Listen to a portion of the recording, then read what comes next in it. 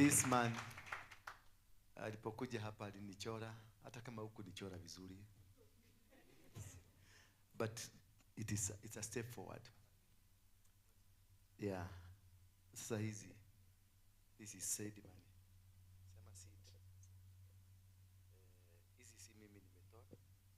Na hii nilisema sita participate. Nilisema hawa wa participate ndio Mungu afungue milango yao. Uipokee ni baraka kutoka kwa kanisa. Kazi yako ikue na upate milango yako ifunguke. Whatever you will touch with your hand, let God be glorified through it. In Jesus' name. God bless you. Thank you for those who supported, ambao tulichangia. Mungu akubariki. It is not in vain. We said we shall be empowering one person every time.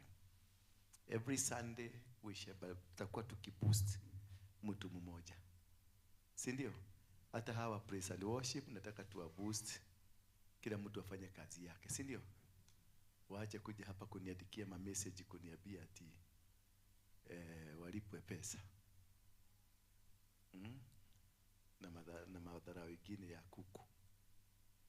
Bwana Yesu, see, I don't mean the praise and worship team. I mean those people who write to me. They need the pay.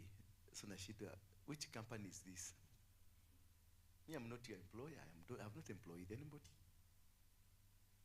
This is a church. In church we appreciate. Sindio? We don't pay salaries. Because if we pay salaries, nitakwambia ulipe NHIF, nitakwambia ulipe taxes. Kama mshahara yako hiyo unasema ni shilingi 10,000 tutakata, unakata kwa ngapi?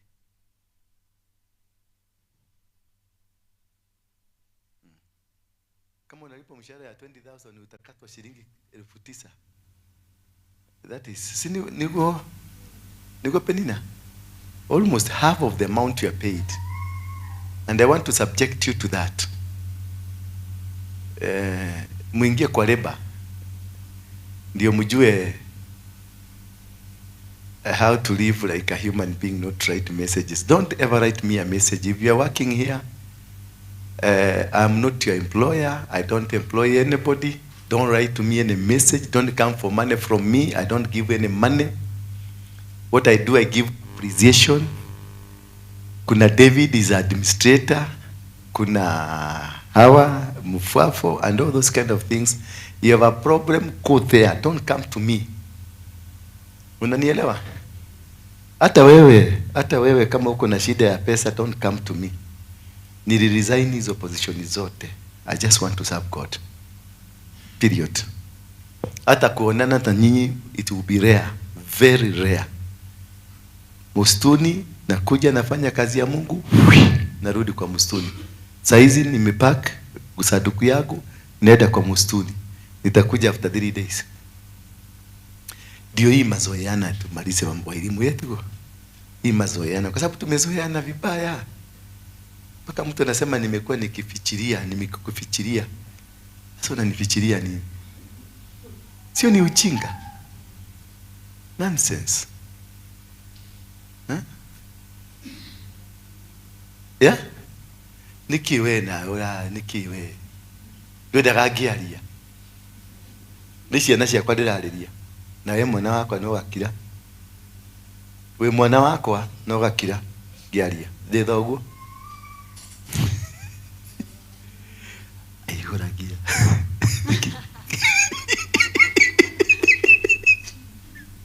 Kwaragia uguo the jojugo ria kuga.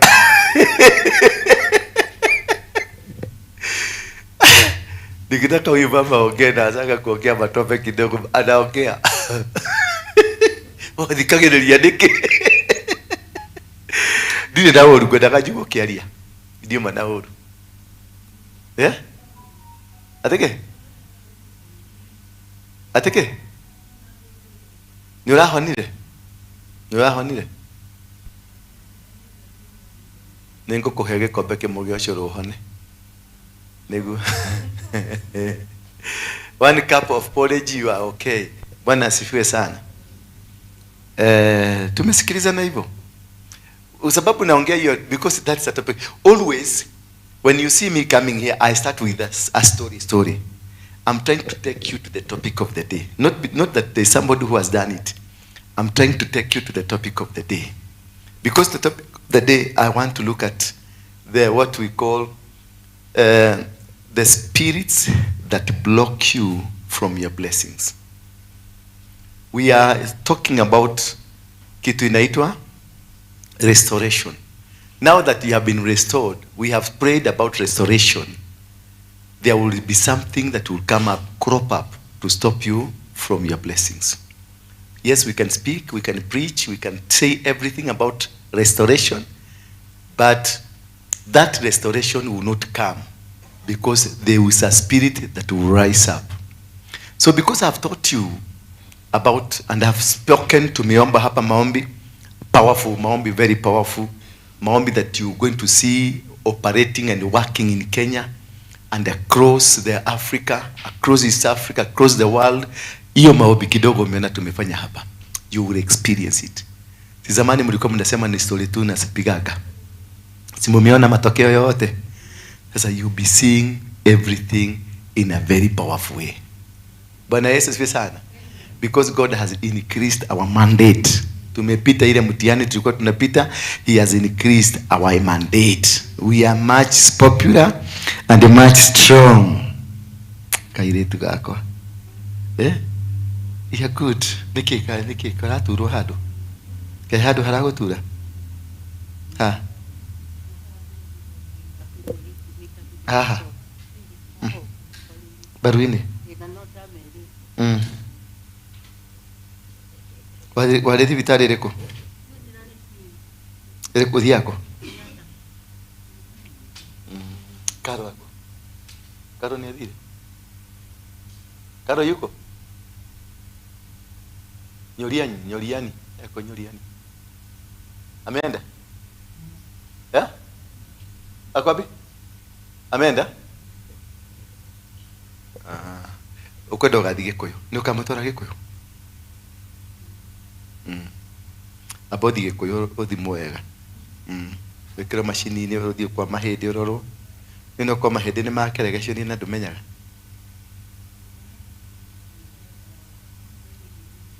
Nduraturite Kenyatta hakuhe mweri. Ni ukwenda ucenjerie. Kwenda ucenjerie thibitari.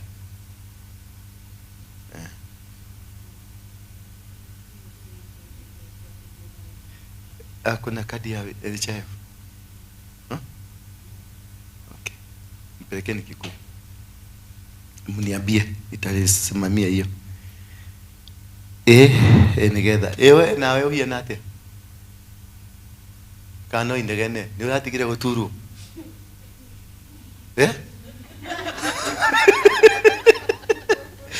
Niraiguire wega. Ngoro nirati atendige kwanirira. Urakiri murwaru. Arari murwaru. Ngoro ni irahuraga. Tendige kwanirira. Ngoro ni iratigire. Uronete haha ugithie. Nondu nakoro watu erira takanyamo to gataito haria kari.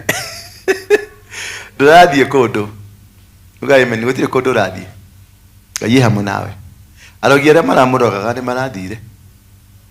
Kimurogi kimwe kiria kiraroga kiramurogaga guku ni girathire. Ni kimurogi kimwe. Uyu ni akiwe. Kimurata giake. Nikio kiramarogaga. Na ndiri ngamukania ngamwira tigana na mundu uyu muracera nake. Arenda gukweheria nigetha ahote kuruta wira uria ndaga kuruta kanitha ino. Tondu uyu no waneirwo cabicia haria murako kugiririria arogi matikaingire. Riu nikio ndaga gukonorwo. Nwanyita. No riu no ria. Marieri nio mena cabicia kundu kuriku. No tondu nake ri niendete haha muno ri. Wa bebe ri riu aturaga nake. Nakio kimundu gigoka gikamuikarira haha gikamuhe story gikamuikira murimu. No ni ndirakingatire. Riu niki riu nwanja uma uningi. Bwana asifiwe. This is a process ambayo lazima tupitie. Kanisa hii, it has gone through real hot moto, through moto. Mimi mwenyewe nimepitia pagumu sana, challenges after challenges, na si mbaya, because God wants us to go through this because he has given us a higher mantle. That is where the demons are high. Hallelujah. Walituma mpaka demons. Kuna kijamaa kilikuja hapa, nikaona Roda ameanza kukifungia macho. Ati nikitoro nikidaka nikihadisam. Na si mtu jamaa mwenyewe si mtu. Na pia Roda ati otimodo. Na yeye alikuwa amesimama hapa. Nikaambia huyu si mtu. Umeona? Lakini sasa Roda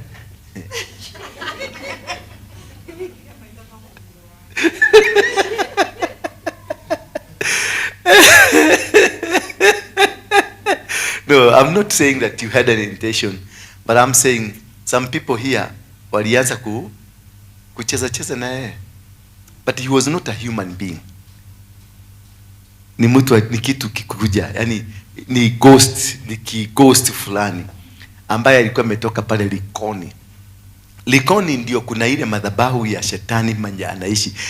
Lucifer lives in Kenya. Nyumba ya Lucifer.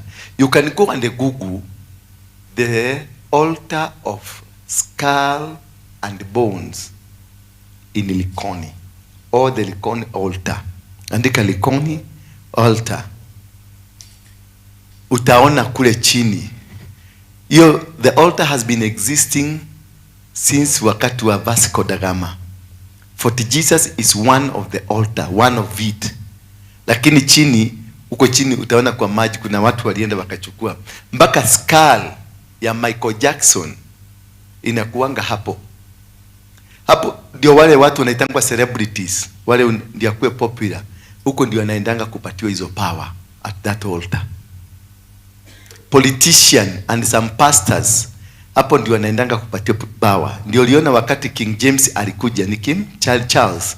Wakati alikuja, alienda pale Uhuru Garden, akatoka Uhuru Garden akaenda State House, kutoka State House akaenda Mount Kenya, kutoka Mount Kenya alienda Likoni. Pale panaitwa Mama Ngina Drive. Hapo ndio hapo hiyo altar iko chini ya maji. Ndio nasikianga watu wakisema chini ya maji. Bwana Yesu asifiwe sana. So that is where the main altar ya skull and bones. Wazungu wote, Wahindi, watu wote wengi sana wale wa shetani. That is where they go to worship. But it is managed by a senior family in this country. It's managed by what? A senior family in this country. Kuna altar nyingine iko Kisumu. Ya Kisumu, hii ni ya kupatia watu power na kupatia watu popularity ya Likoni. Ya Kisumu ndio wanatumianga kuchukua destiny. The altar that is Lake Victoria. Wanatumia hiyo sasa ndio wanachukuanga destinies. And destinies are normally taken sana sana mwezi wa 9. Wakati mwezi unachomoza. The month of September and the month of August ndio zinachukuliwangwa. Destiny nyingi ukaenda ujichunguze. Mahali maisha yako iligeukia ni mwezi wa 9 ama mwezi wa 8. Because that is the month they take your destinies. And that one in Kenya is based in Lake Victoria. That is for another day. Sindio? Hiyo nataka tuitaingia deeper kidogo nayo. Mpaka I'll show you where it is. I'll bring videos for that. Ndio tukue ukielewa what I'm saying.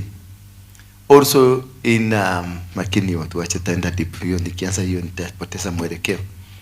So there are spirits that block you from receiving your godly blessings. That is the spirit ambazo zinazuia hiyo. Tumesema now that you have been restored. When you are restored does not mean you have been connected to your destiny. Restoration ni kuletwa, umewekelewa pale, Now you need feeding. You need to be reprogrammed. Because when they captured you, they took away all the programs. It's like when somebody steals your phone, anaenda analifanya nini? Factory reset. Sasa ukienda kuiangalia utakuta everything has been erased. When your destiny was taken away, you were erased. Kila kitu ilitolewa, ikachukuliwa, because your destiny, it is in the heart and the brain and in your soul. So they take everything from you. And this everything they take from you, this one is normally taken from by people who will lay a hand on you, people who will come and have sex with you, people that will come and do business with you, people that will come and hold this microphone, nikupatie hivi ushike tu ahubirie watu, achukue destiny zenu zote. That is why I'm very careful to who is supposed to hold the microphone. I'm very careful to who is supposed to come and sing here. I'm very careful to who is going to be controlling hii kitu. I'm very careful to who is making food for me. I'm very careful for everything. Sometimes ninajikutanga nimeingia kwenye mtego without knowing, but it is very important to know who is gonna come to you. Nani amekuja karibu na wewe? Because these are the people that come and steal your destiny. These are the people who come and take it away. Just unakuja tu hivi naogea na tena guzaguza huyu mama kichwa, kube kuna kitu nachukua. Na ninatoka kwa sababu already I will feel nimechota na mimi naenda. Somebody will come and just hug you. Aha. Ulisa wairimu atakwambia. Kanatiwa dragwa. Ni deda muthenya mwe uri ukagutuhunjiria. Nukota ko no kinyete wako huje umekoma. Kiburi imekuondoka, sababu kiburi ndio inakuharibia. Step down, step chini ukanyage matope bila viatu. Ndio Mungu akuinue. Umekatalia mahali kwa hewa. Ina hiyo ndio tunaitaga kiburi, na hakuna mahali utaenda. Baka step baka chini, ukinyage ndoro, ukeruga ya guthondeke undu ungi. No bado kwamereire hale ritwa irimu na gathura ati wi muthaka na ndukienda gucoka thi hari athi andu ni mego guthekerera. Reke ngwire itikira gucuka riu Ngai akuhete grace ya gucuka andu Ngai akuharurukia, tondu Ngai akuharurukia. My dear sweetheart, ukuthekererwo ni nginya ngui urihitukaga uguo ngui cigatheka. Haruruka na ihenya utanajia kuharurukio. Na ni kaundu kanini tu, just adjust yourself. Likira ona kabothi waikareka nyumba kama fati ume nyumba yo raikara, tondu yo ni ekuhete pride. Manyita dikikara nyumba ya less than this. Haruruka tondu uratumika kuhenia andu makuhe mbeca nigetha uhote kuriha rent. Manyita no ureciria ni kuhoya urahoya mundu, no niko mahenia uramahenia nigetha makuhe mbeca. Ndiramini ru nyumba ni example taheana. Taru nurenda, for example, nurenda guthi Mombasa, tondu he kirathi Mombasa kuri andu manyua kamunyweso tondu kudaga kanini, na andu acio marathi kamunyweso nurenda guthie nao Mombasa na nduri na mbeca cia guthi Mombasa, ukahurira thimu, dad akisina kitu ya kukula kwa nyumba, tondu ndamenya guguikia ngiri cigana, ukamenya niwona ya SGR na niwona ya guthio kiwikagiria nugo thwiti. Wanyita o step nyuma kanyumba kaure wikuruke thi, onokorwo ni kanyumba kanyeki na kadoro wabe wikareko nigetha Ngai ambiririe na ihenya. Otherwise you are going to delay yourself. Niguo mena tu nigo tire kundu ngindwara mena tire kundu ni nginya ngwire ma tondu ni ngwendete. I love you. I love you. Uga I love you. Yes, kwetaga bebu, tatigo kwetaga. Riu bebu ocomoke kanyumba kaguore ukaruruke thi. Yeti nyumba tutiari horo wa nyumba. Bebu, tutiari horo wa nyumba. Turari ati tumaisha tu bebu utigane na tuo. Ureke Ngai akohe tumaisha tungi. Agwakire muturire waku, akwambararie. Gutiri undu no mu waku kuhikuka. Utamomokete haria thi. Bebu no ndamenya kĩrĩa aiguaga angĩtwo babe no ibani araigua nginya ka respond etwo babe no ithe ndiamwĩra mũrega kĩrwo ndarega kĩ akĩhetwo. Nĩ wega kwaragia na ciana ũgaciarĩria wega nĩgetha rĩrĩa agakorwo akĩarĩrio ũru nĩ akaririkanaga kawega kamwe. Ndikoragwo na ũru na inyuĩ. Bwana asifiwe. Ndikoragwo na kĩ, sinanga ubaya na mtu, sinanga ubaya hata kidogo. I love you all in equal measure. In what? Equal measure.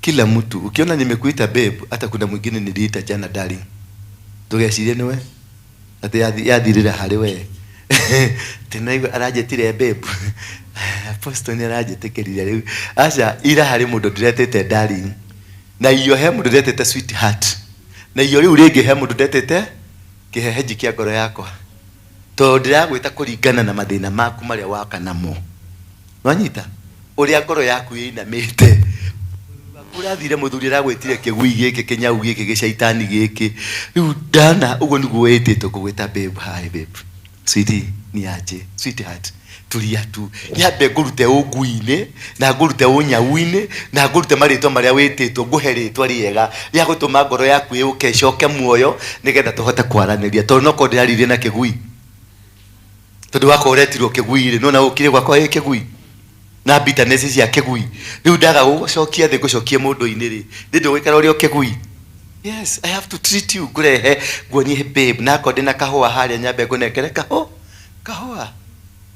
gashiga wirio gehiuragia guko kiuga tamaka kinya nino ni apostle anekera ihwa apostle ni ndireteke gutire you like to yourself gutire ukiuma gwari ungiwaikira ndamunengera mbete kicuhe kiuma hau ndamwirekera giki no cia kiuma hau hari ungi ukire ndamunengera etagwatera tumumunyaga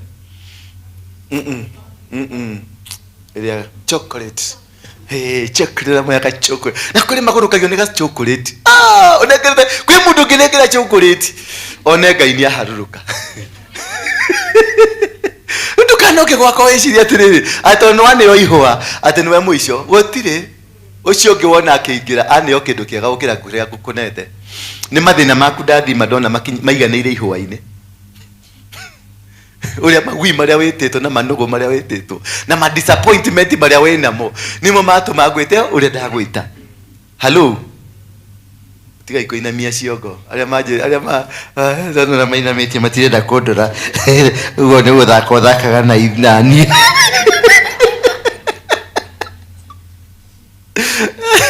inamukia kiongo giaku iguru gundore wega niguo. Yes, niangalie na macho yako yote niguo nigugutiriti ndagutiritire kurikana na thina waria wari naki wari naguo. Ni ndigukwitikata tanganga gwite pepo ndikigwita pepo gukuhanduru wega wakorwo ungagukaniti na kuria thi gukunengera ngathi ngwambati iguru ngigwitaga babe sweet ni aje kamtu uka uigue he mundu ungikwa appreciate. At least there is somebody who can appreciate me. By the time uri waja gukonibati ithavuri ya conversion kana ni reta kwa to the nearest number gakora ni twathie nearest number kagutigana nacio. That is how to help a soul. Bana Yesu asifiwe sana. That is how to help a soul. Hatiri mundu wi haha uri woka guku ni undu wa wega uria Ngai amwikire mwamba uka guku muri mashaitani mwititwo magui mwititwo manyau muhuritwo mutunyitwo munyariritwo muthiirirwo kwago. Unani ungiuka guthinekanie sweetheart ungiuka guthinekanie ri na niguo ina stress nyingi ri cia family yanyu ri how would you feel no ukite guku tondu ni kuronire Ngai? Just tell me, how would you feel, mommy? You feel bad and you thought you are coming to see a man of God who is able to help me. Eh? Kanatigo my dear. Why go at with my dear? See now, it is small things that make you come back home. Hello? Now wait to my dear, don't think. Take with your meshiria magoma. Ni didi agent wa goma. Tie kwiciria meciria magoma wecirie meciria make makai, see God in that thing ugo twarie nawe. See niyo no gyoka gwakwa niko kurutira gite gyakwa njikaragira gwire beba to kiwa ko nikyo gigutuma uhone. Wanyita kama ni hiyo itafanya upone, kiti yangu ile kwa sitting room ile nitakutolea nikupatie. Hata fridge nitakwambia toa hiyo, beba baka na hiyo chakula, beba yote. Kama hiyo ndio itafanya uchange. I would rather be without, lakini nione umesaidika. At least tomorrow tukutane na wewe nikwambie hi babe, hi sweetheart, hi darling, yes mondo. Bwana Yesu Lilian ntia kodora na uru. I'm not that bad. Jetaka hi baba.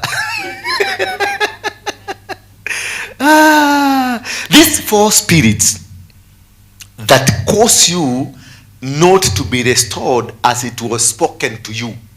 In the morning I spoke of restoration, but you can miss the restoration that I have spoken over you because of these 4 spirits. Because they will automatically come. Hata saizi zimeanza. Ndio maana nimejaribu kuongea hiyo turuga. Ndio at least you realize the mistake you made. You realize the challenges that you did. You realize that this is the problem. Kube ni hapa nilikosea. Kube ni hapa nilikosa the meaning of the restoration that was spoken. I can pray, we can pray. We can raise altars, we can raise sacrifices, but this thing is not going away. Why? Because you have one familiar spirit. Familiar spirit causes you to miss the target of God. Familiar spirit causes you to miss the intention of God. The intention of God is to bless you through that man that he has sent you to. But you can miss the target of God because you get more familiar to that man, and that unafika mahali unaonanga mtu kama hiyo kama ni mtu wa rika yako. Utamwadikia baka message yoyote ile because he's a man of God, yes, but ni mtu of your class, ni mtu ambaye is just an ordinary man to you. Let me tell you, I am an ordinary man to you when I walk out there to Gitebea, but when I am in my office, I'm not an ordinary person. I might cause a real disaster in your life. I might cause a real problem and a real challenge in your life. Why? Because if my spirit is grieved, I will attack you through my spirit. I will attack you through anything that is happening around you. And that is where so many people who have become so familiar with men and women of God, they have no track record of success. They don't have. Because of that familiar spirit. Abraham had a wife, and this wife called Abraham my Lord, not my sweetheart, my Lord. Sarah treated Abraham as my Lord because he knew, despite this man being my husband, this is not an ordinary man.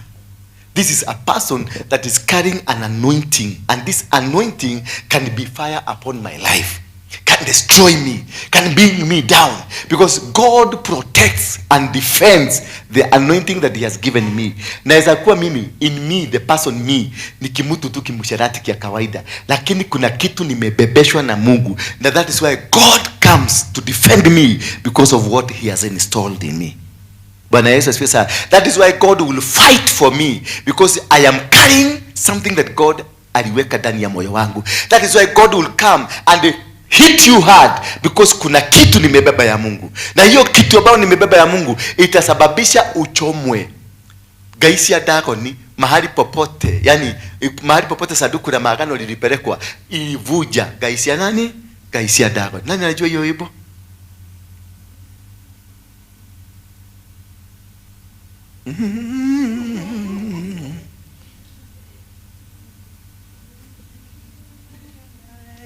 Tirie hinya waku Gaisia Dagoni siunekaga isuje. Gaisia Dagoni siunekaga ihuje. Ni Ngai cia Dagoni siunekaga isuje. Niki ni undu ithanduku ria mathani okureho ku reingirio nyumba eno. Ngai ciothe cia Dagoni cikaunekaga because the anointing in that box. Bwana asifiwe sana. So it is very important you create not an imaginary boundary. You create a real boundary when it comes to any man of God. Bwana Yesu asifiwe sana. Any man of God is a human being and is prone to making mistakes. Is prone to having girlfriends and boyfriends, and he's prone to having many other stupid things around him. But that does not qualify you to become familiar with him. Kuna kitu gine, kuna mahali wanaendaka kuongea na Mungu. Bwana Yesu asifiwe sana. Wakati umeniona nimeenda mlimani, ninaitaka kuongea na Mungu. Na nikiwa mlimani kuna mambo mingi naonaga. Nilikuwa Mount Kenya, kule karibu na Peak. Kuna mambo mingi Mungu alinionyesha. Lakini nikapiga hesabu yenye Mungu alinionyesha. Alafu nikapiga kahesabu kengine uri akora gode mundu giko mundu tari mundu yani kindu kiuru kindu Ngai atagirwo ni kuhuthira ndireka mathabu ndacoka ndirona uri Ngai anyendete uri Ngai aranjikira maundu uri ndirona maundu. That is now you come to differentiate and see that there is beyond you, there is God. There is something that is in you that is beyond you. Bwana Yesu asifiwe sana. And that relation nikaileta na Daudi. Nikaona Daudi was a very filthy man. Ni mtu ambaye alikuwa tabia zake ni mbaya. But God kept walking with him. Why? Because he never familiarized with God. He never familiarized with God. He always knew my God is my savior. He always knew that God is super. God is powerful. God is everything. When akifanya makosa, alikuwa anafanya makosa karibu every minute. He used to make a mistake. But every minute he would go back to God and worship God and make God his king. Because he knew I will never be equal with God. He knew that I have a position with God. He knew I have a aligning with God. He knew I have something that God wants in me, and I have a heart for him. Therefore, he kept on doing the will of God. He kept on working for God. He kept on doing the perfect will that God wanted him to be. That is why God called him a man after my heart. Because despite the weaknesses this man had, he never familiarized himself with God. He always he exalted God. He always made God his king. He always made God his power. He always made God to become his everything to him. He never looked at him that I can be equal with God. He never saw that I can be something that by the way, I am a servant of God, so I have to walk like a God. I have to do things like a God. Paka unakuta matembele yake, unakuta anatembea kama Mungu. So this is how we fail. This is how the anointing that is in you goes down. That is how anything that God has done in you goes down. Just because you are given a small responsibility, unaruka juu. A small thing that was given to you, then hapa hakuna mtu utasikiliza mtu unaongea ni kama kifofoe kinatembea hapa juu. Bwana Yesu asifiwe sana. Because you become familiar.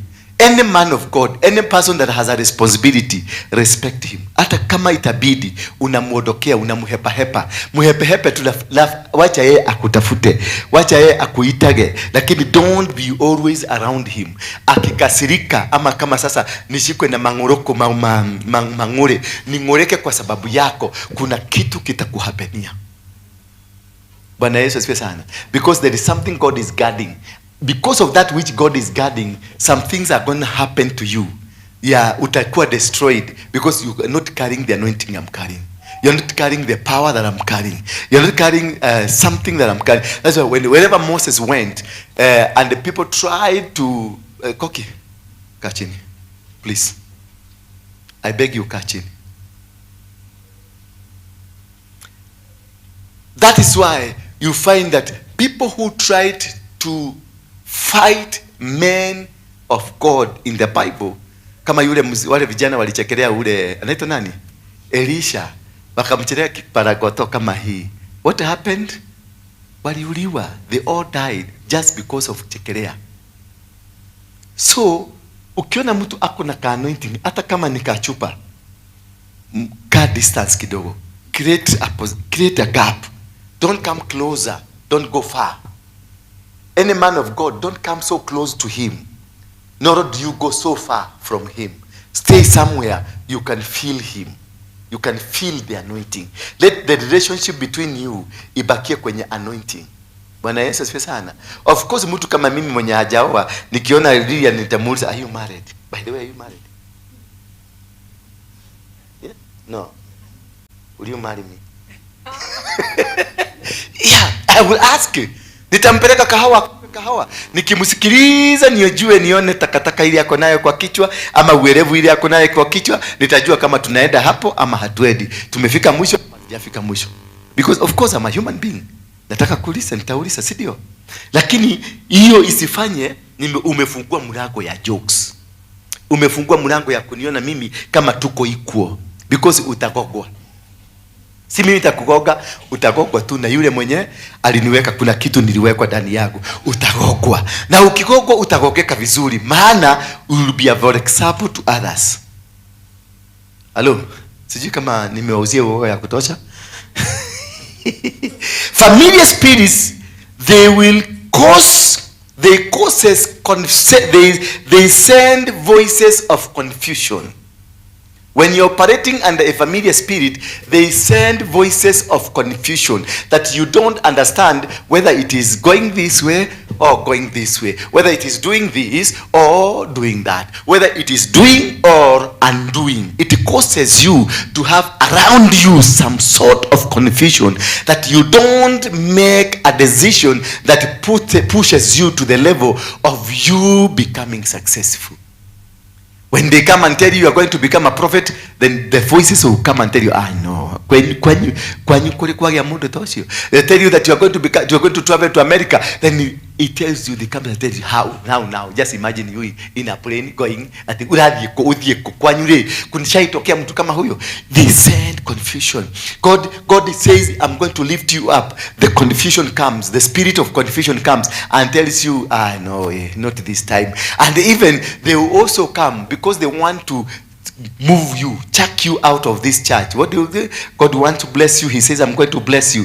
Then the spirits will come because you listen to them. They will come and make you stagnate. You will be stagnated, you'll be limited, you'll be confused. Then nothing will be happening in your business, nothing will be happening in your life, nothing will be happening anywhere. And as a result of that, unaanza kujiuliza, sasa tangu niingie kanisa ndio milango yangu ilifungika, tangu niingie kanisa ndio biashara yangu ilifanyika, tangu niingie kanisa ndio hii ilifanyika, tangu niingie hii, because they are targeting you, because they know you are a vessel in this church. You are a good and powerful vessel. If you find yourself in that situation, tangu niingie hapa ndio mambo yangu ilifungika, ujue you are a vessel for this church. Soldier on, the door is about to open. And when the door will open, it will cause you to change your life drastically, and the people will be shocked with what is happening you. But in the first place, they will speak to you, they will tell you, imagine kumarira wakire no go maudu maku maji yako haragana. Kumarira wakire etugo ndonia wira wira okigwa wari kena gegethira wari kena mwana kana niguo muthumatikanie ginya biashara ile marutaga ni yagoire ginya kambuni ile mwahingurite niguo yagoire. They will send confusing voices that you will hear speaking to you, voices that you will hear, they are magnified, they amplified in you. Pako naanza kusema na apostle ni ndio naga taarifa hiyo. Apostle ni akoro we muhono ko kweli. Ni ndio ndona ni naga tatigeti akanyamo kanini, because that is the intention, to chuck you out from here so that they can go and slaughter you outside there. Because here, when you are here, you are protected. Your husband will tell you, I don't want you to be going to that church anymore. Why?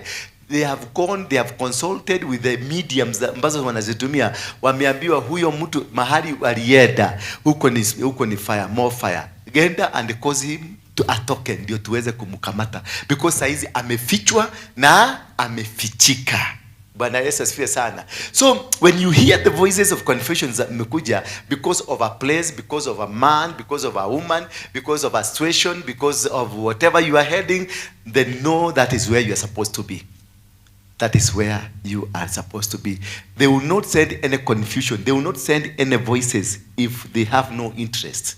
They will only send the voices if they have an interest, and they knew that his man akiachieve hapa ufalume wetu utabomoka. So they will make sure very hard wamekustop so that usiende kubomoa ufalume wao. Because when these people, they were in a boat and Jesus was asleep, there are some waves, mawimbi yakaanza kukuja mpaka wakamuita Yesu, wakamuuliza Yesu, yani umelala na nikukufa tunakufa. Na Yesu akauliza kuna nini? Yani kwa hivyo unaweza kulala tu tukufe? Kwa nini ulikuwa unatakia nini? Mawimbi yalikuwa, alipoamuka akatuliza. But what was the cause ya mawimbi hayo? Wakati walienda kukifika kwenye ufuo wa bahari, ndio kimutu kilikuwa na demons kiliataki Yesu. Kumbe walijua, the spirits walijua kuna mtu anakuja, na huyo mtu ni powerful kutuliko. Wakatumana waves ziende zisitop huyo, zimakije nani Yesu na watu wake hawakuji. They will attack you way before you come here. They will attack you before 2 years before you reach your 3rd year ya kufika kwa destiny yako. They tried to attack Jesus. They tried to attack the disciples wakiwa kwenye boat, wakuwa stop wasikuje. Ndio hizi demons zilikuwa kwa huyu jamaa zisitoke. Wakati tu alishuka kwenye boat, what happened? Hizo demons zilianza kuongea, son of David, usiniue, usinitoe. Yesu akamuuliza, how many are we? Akawaambia, we are legion. Those are the ones zilimuataki kwenye kule wakiwa ndani ya mto. They will attack you before you reach. Demons will attack you before you start any move. When you are about to be blessed, that is when they will come very strong, very powerful. Ndio miss the target. Uondoke tu, uondoke kidogo. Ukiondoka kidogo, watakuweka pale nje, watakuhuria na kupeleke bali. That's such that you will never again regain, because wali realize this person is going. And there are demons that only come because of your destiny. There are demons that don't come because of your personality. They don't come because you are who, you are what, your name, you are Judy, you are Maxwell, you are a karaoke, whatever you are. These demons will never come because of your name. They will only wait until you near your destiny. When you near that destiny, that's when they will come and attack you. Because they are demons that only deal with destinies. They will only wait for you. They can give you a car. If the car is not your destiny, they will give it to you. If a job is not your destiny, they will give it to you. Whatever that is not your destiny, they will allow you to have it. You can even drive Mercedes and Range Rovers while you are not achieving, while you are not going where the destiny is.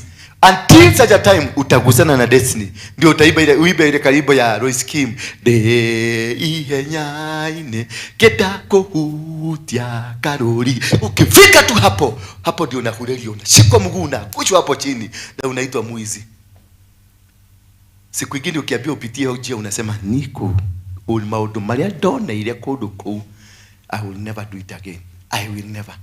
Nyie kanitha-ini iyo kiundu kiria ndachamanire nayo kanitha-ini iyo sitaenda huko. Bwana Yesu asifiwe sana. Those are killers of destiny.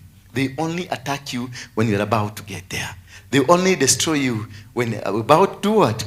Those voices, they amplify every negative voice around you. Those demons, they amplify every negative voice around you. Everything negative, watainua, wataijenga, wataitengeneza, wa magnify until whatever you are doing unaona mimi hii siwezani. Unasikia mtu anakuambia siwezani. Me, I will never allow anything negative. Uniletee negative story, nitakwambia kwa hivyo unatakaje? Nataka kutoka, lete mkono, shika. Shika tu, tunafundisha watu. Nataka kuacha hapa. I will immediately give you a hand, because you are an agent now. You are trying to come and attack me. So before I allow you to attack me or to make me subdue me, ndio nianza kuimba wimbo yako, I will surrender very fast, get away from you, then I will be watching from a distance. That is how to evade any demons of destiny. Okay, hige tuonekane ku qualify. Inokoroko okohoyaga kioho kenegetha. You remember when I tied your shoelace? I tied a knot. Bwana Yesu asifiwe sana. Spirit number 2, lying spirit. The lying spirit ya uongo. Every time there is a spirit, there is something that from you that keeps lying.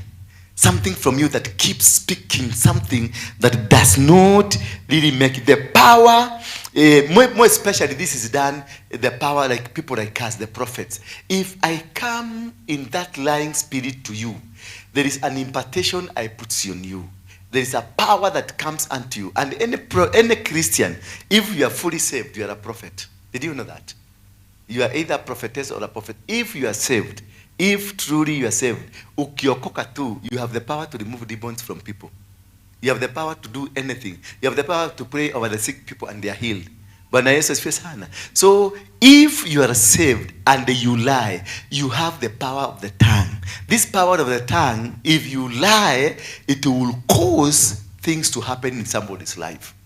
Bwana Yesu asifiwe sana. And that is what now you need to be very careful with what kind of people are around you. Bwana Yesu asifiwe. This kind of people that are around you, they will either cause you to suffer. The power is known the beast of darkness.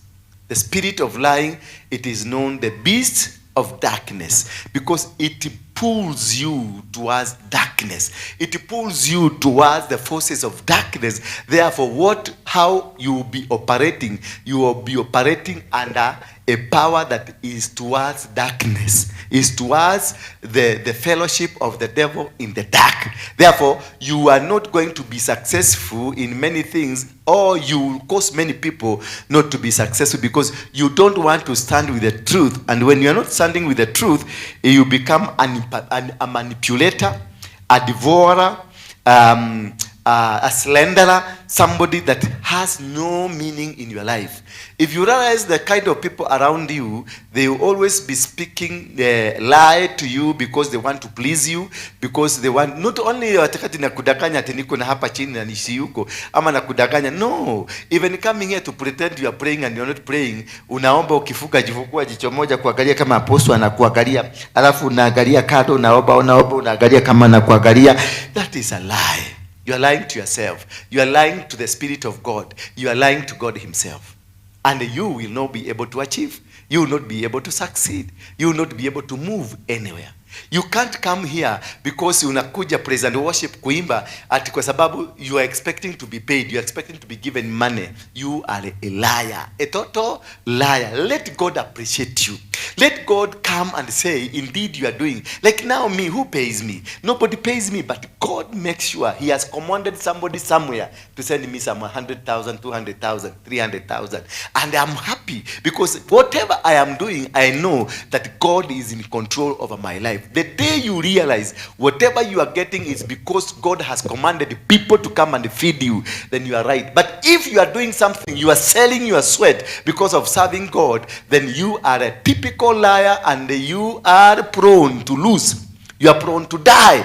And you are going to die spiritually, and eventually you die physically, because when you die spiritually, it means the death of the physical will come at any time, because you are no longer anchored in the Spirit of God. You are no longer anchored in the power of the protection of the Word of God. You are no longer anchored in the provision of you being in the service of the Word of God, being in the service of the work of God. Because when you are in the service of the work of God, God knows how to command blessings to come to you, because you did his work. God is not a liar. God is not man that he should lie. God provides and gives you provision because he sees what you are doing, and he only remunerates you according to how you are hurt, not how your physical body did, not how you danced, not how you jumped, not how you are able to hold a microphone, not how you are able to make a big noise. No, but how is your heart? Because when you are serving here in the altar, you become a Levite. And a Levite, God will provide food for them. God will provide dressings for them. God will provide housing for them. You will never fungiwa nyumba kwa sababu ya kufanya kazi ya Mungu in true and in spirit. You will never. Bwana Yesu asifiwe sana. You can never miss the blessings of God. But if you come here to charge God, to tell God, now I have sung for you, give me 500. God will give you that 500. But from there, you will be operating on a limitation spirit. You will be limited. You will be going this way. You will be getting that 500, but that 500 will never be positive on your life. It will cause you to stagnate. It will cause you to strive. It will cause you to face challenges that because you will always be stagnating around that. There will be no promotion. There will be no elevation. There will be no coming up because you have limited yourself into the 500 shillings. Bwana Yesu asifiwe sana. Hallelujah. Because of surrendering to God, God will create provision because he knows how and where you want to go. Because when you don't limit yourself, you write a vision. When you find that you never limited yourself, how could you limit? Umeandika vision. And this vision, when you write the vision, this vision ne kioneki. Inasema andika kioneki kiako na demwa nene. So when you're writing with these capital letters, you are not limiting yourself. You are telling God, this is what I want to become. I want to become an engineer. I want to become a pastor. I want to become this. I want to become a manager. When you don't limit yourself, God acts within the boundaries that you have set.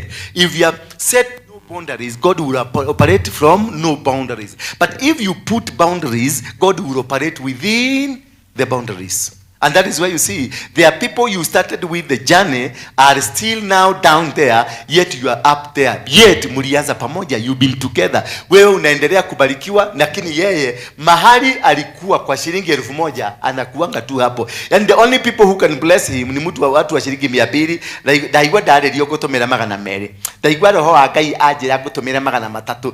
Now you have been serving for 10 years, 20 years. You've been serving, you've been even singing. Na ukishika microphone hapa kuanza kuimba unasikiaga ni ile sauti mpaka unasikia watu wanasema, oh, that's a powerful minister. That's he's blessed with a voice. Yes, the voice was blessed. You have the voice, but you limited the power of the voice by putting it into a material valuation.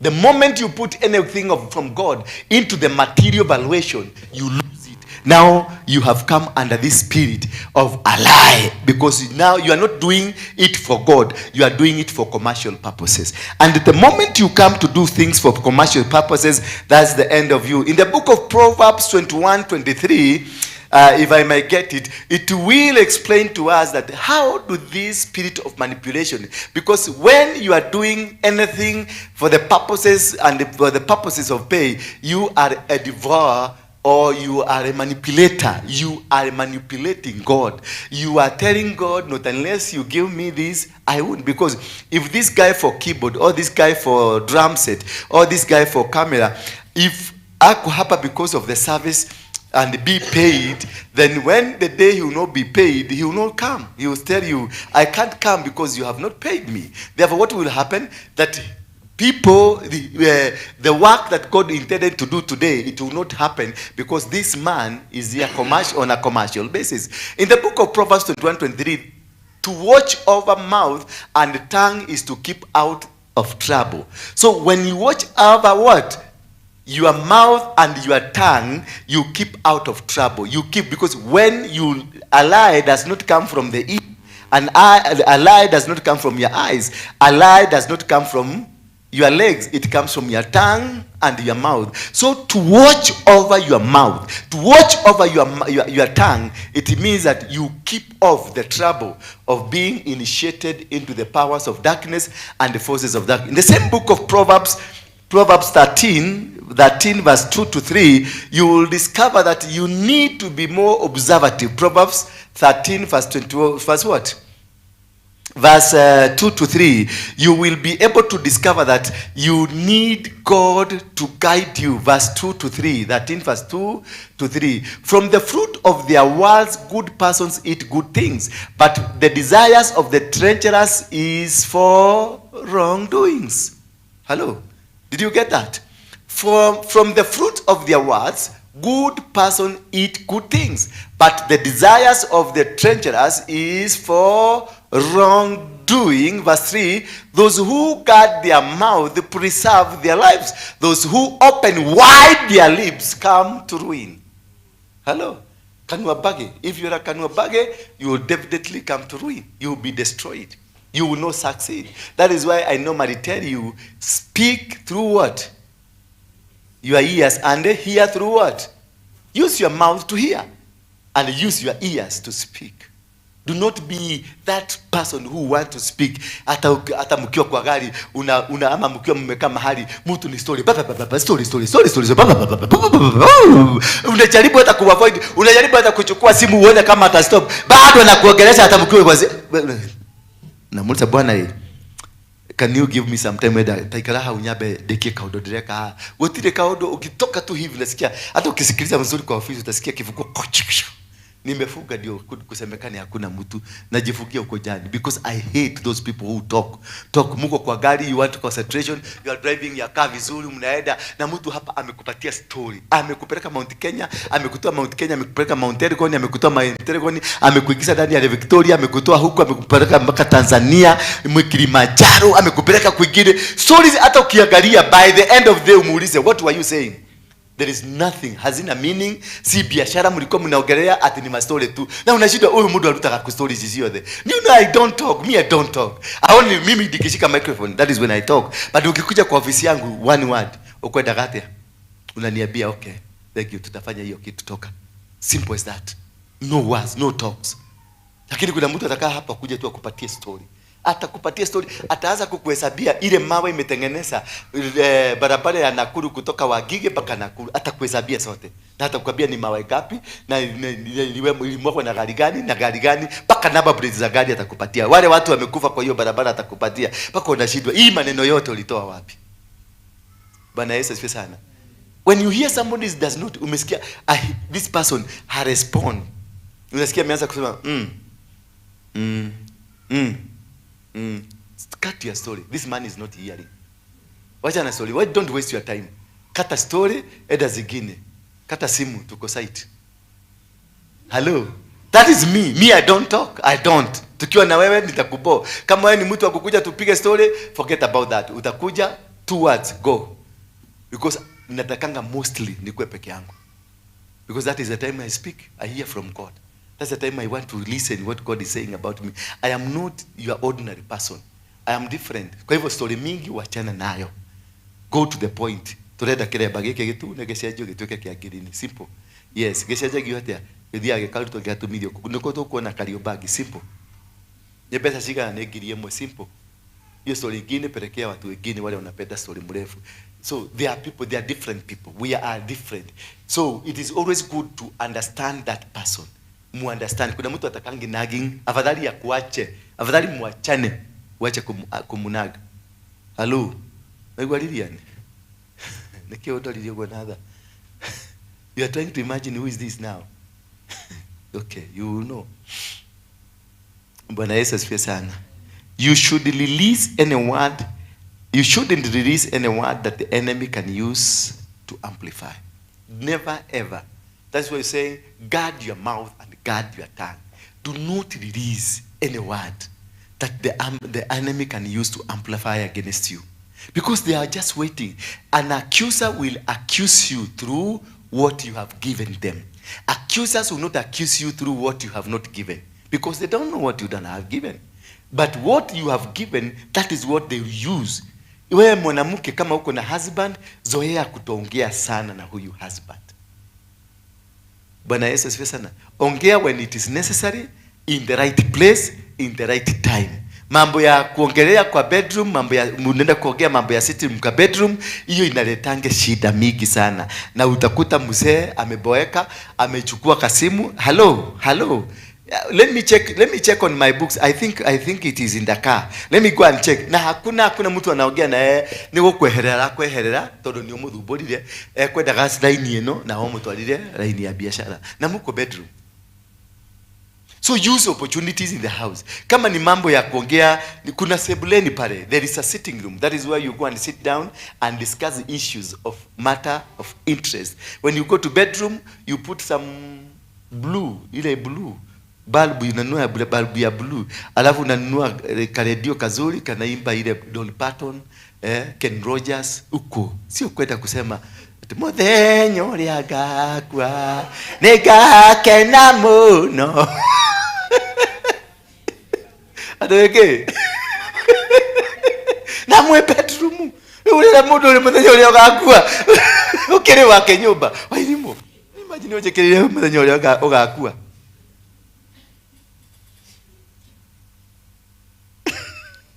Bwana Yesu asifiwe sana. You need to understand. You need to know. Na wewe mwanaume usiende kukimbilia ukiona mwanamke ameanza kuimba ile tuibo twa kina Mutara na twa kina nani, twa kina Demethiu, odokea. kwende mano ye hau mwani ya washo. Kuna mtu aliniambia hataki kusikia nyimbo za nani za Demedio, because wakati bwana yake alikuwa anamchapa alikuwa naimba hizo nyimbo akimnyorosa. So hata alichukia Demedio kwa sababu ya nini? Ya nyimbo za Demedio. Lakini ukienda kusikia nyimbo za Demedio kuna zingine na na na na na na na na na na na ikina yoko maguru kotashu hukete. Maybe huyu mama yuko ni shida ni nini? Kuna shida. Mchunge. Bwana Yesu asifiwe sana. Tuko kwa number 3. Mind control spirits. Mind control spirits. The mind control spirits come from witchcraft. Witchcraft, it can be classified into 2 or 3. There is spiritual witchcraft from Christians, people in church, who are more dangerous than kuliko wale, kwa sababu wale tunawajua. Morogi nito moe, nani unamuona, najua kafadhali kitu unaona ndio kile, kwa sababu you know how to fight. Lakini kuliko wachawi ambao wako hapa kanisani. Na watu hapa kanisani, akitoa sadaka yake, anatoa sadaka akifuka mtu. Kuna mtu anatoa sadaka hapa kila saa kwa sababu yangu. Hatoagi kwa sababu ni sadaka ya kanisa, ni kunishika.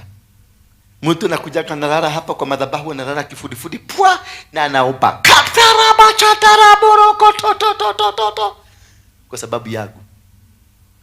Sasa mtu kama mimi niko hai kukuliko. Kwa hivyo elewa ile sacrifice nimetoa, na ile sacrifice kama sasa nilikuwa mlima Kilimanjaro huko juu top kwa baridi kabisa. Sasa hiyo that's a sacrifice.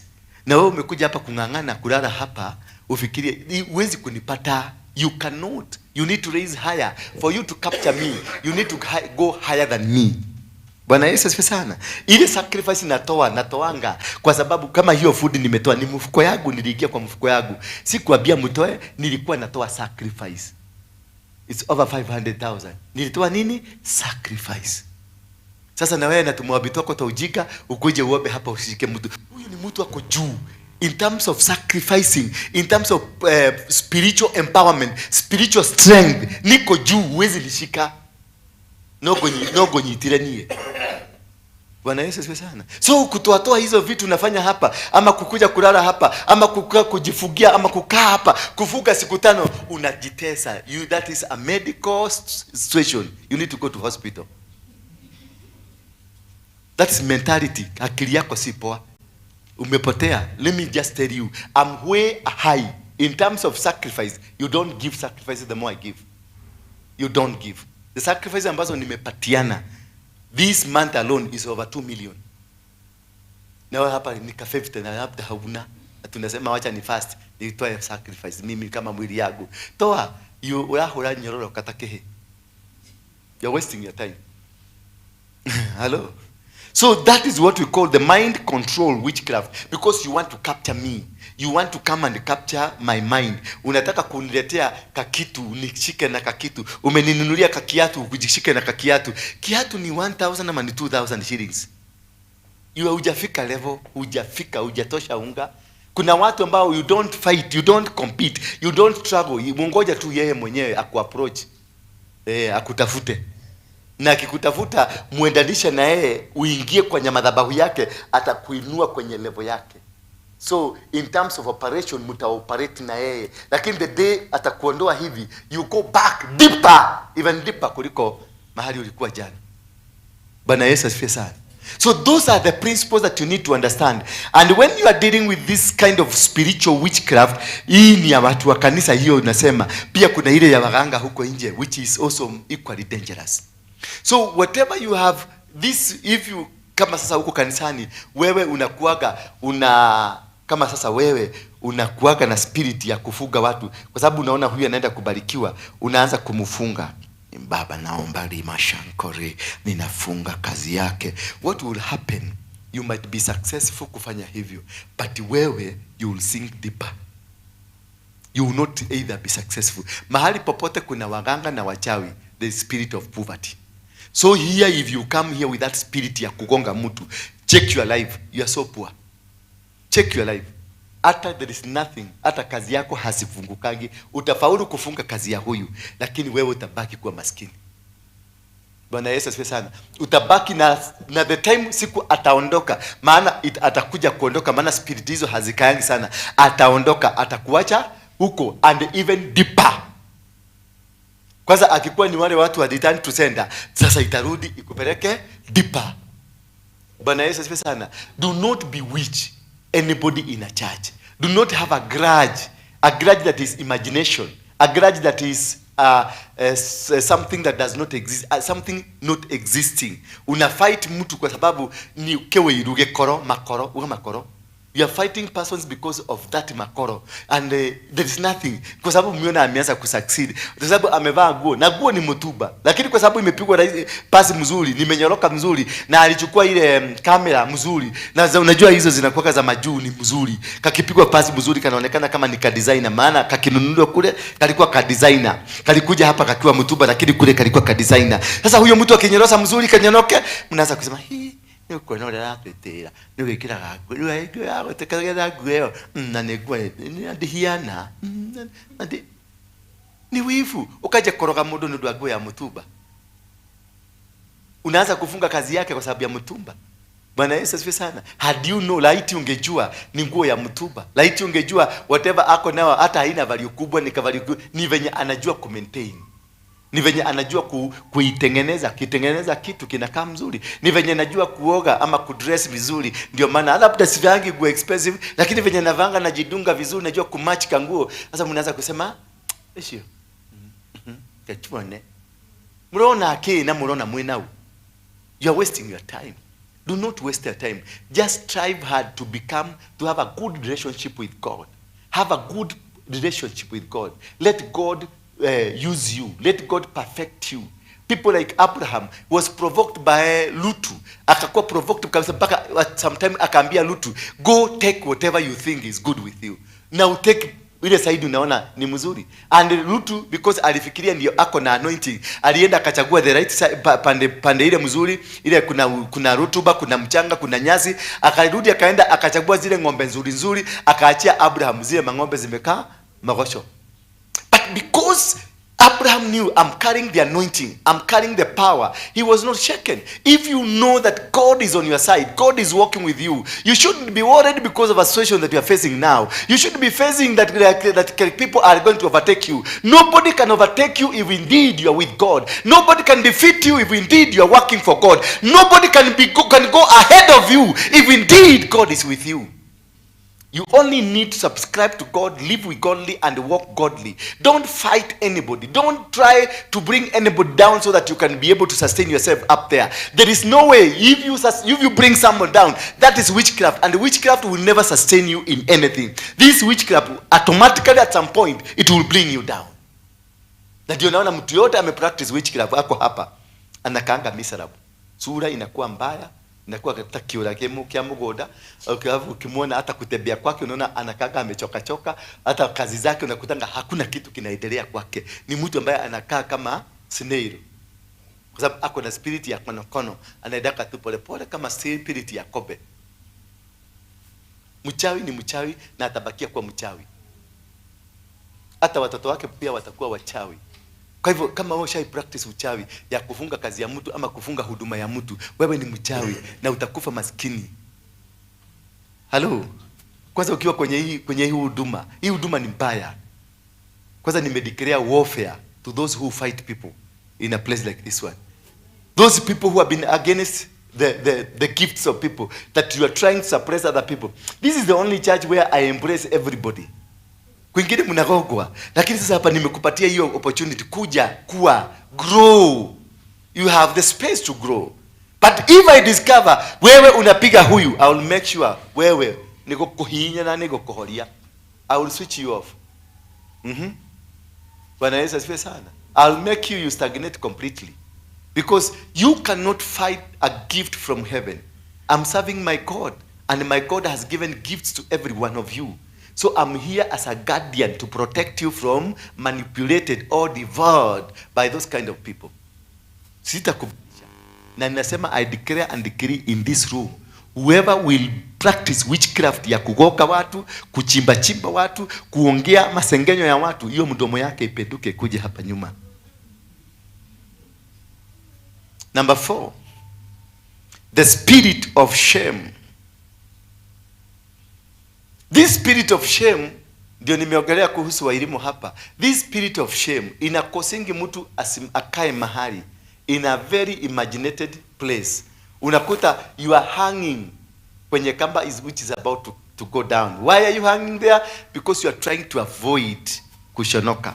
You are trying to avoid because you are in a class. Ulikuwa kwenye class fulani na utaki kuteremka chini maana watu watakucheka. Utaki kuteremka chini maana watu watakuangalia vibaya, watu wataanza kusegenya, wataanza kusema ni ukonola gathĩnĩte rĩu. No. When you are dealing with God and you under an altar that was operating in your life and God has removed that altar, you must be demolished completely. You must be demolished completely because God is a jealous God and God does not work with other things. He will never share any glory with them and he will never allow you because you came kutoka Mungiki. Mimi nilitoka Mungiki nikiwa na mali hiyo yote ilibomolewa, iliisha yote. I was reduced to nothing. Nilikunywa pombe mpaka nikakunia kwa kitanda, nikajikunjolea, nikajikunia because nilikuwa na depression ya miaka 7. Bwana Yesu asifiwe sana. I had a depression of 7 years. And by the time I came to know, because I was hanging over that popularity tag.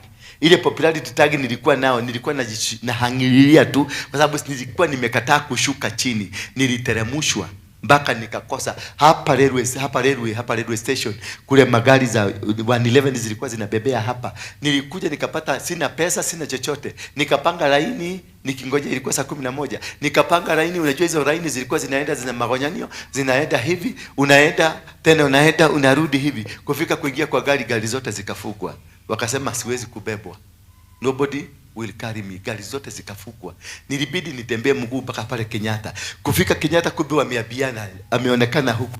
Kufika Kenyatta hakuna gari nibeba. Ilibidi niende mpaka kona, pale Dagoretti kona. Hapo ndio nilipanda kibasi usiku. Na kibasi walipokwenda kulipisha wakanipata ndani ya basi. Iliingizwa ndani ya police station. Ilibidi nibebwe na gari ya polisi kunipeleka nyumbani. That is all what I was trying to avoid. I was trying to be able to remain the Dura Warwigi, the commander, the powerful man, the shame. God made sure he ashamed me here. He ashamed me to walk on foot. Remember, this is the same Dura Warwigi that used to drive on a convoy ya magari 6-7. Inasindikisha pande huu na security. Hata inzi zenyewe zilikuwa zinaogopa kupita across. Nikipanda hiyo hapa nikienda Dagoretti, mainzi zile za Masai ilikuwa inaruka hapa mpaka inzi za choo kwa sababu nilikuwa nimenuka jaso. 3 days sikuwa nimepata maji ya kuoga. Nilikuwa nanuka jaso. Alafu kufika Ngong sina kwa kulala, nikaingia kwa kinyumba hakijakompletiwa kujengwa. Nikaingia mpaka asubuhi. Imagine kukuliwa na umbu mpaka asubuhi. I was trying to hang. Nilikuwa nataka kushikilia that popularity. That popularity was reduced. Nikitembea pale Ngong kupanda hivi, nilikutana na Mugoroki akanitusi. Akanitusi mbele ya watu.